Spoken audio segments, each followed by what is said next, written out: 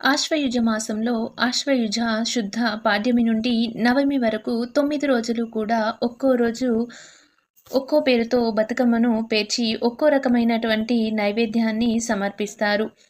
మొదటి రోజు ఎంగిలి పూల బతుకమ్మకు నువ్వులు, చక్కెరను నైవేద్యంగా సమర్పిస్తారు.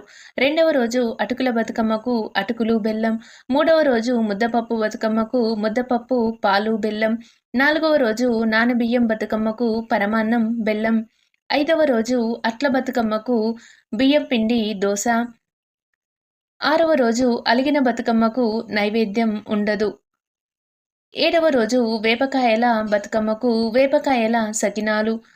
ఎనిమిదవ రోజు వెన్నెముద్దల బతుకమ్మకు బియ్యం కలిపిన వెన్నెముద్ద నైవేద్యంగా సమర్పిస్తారు.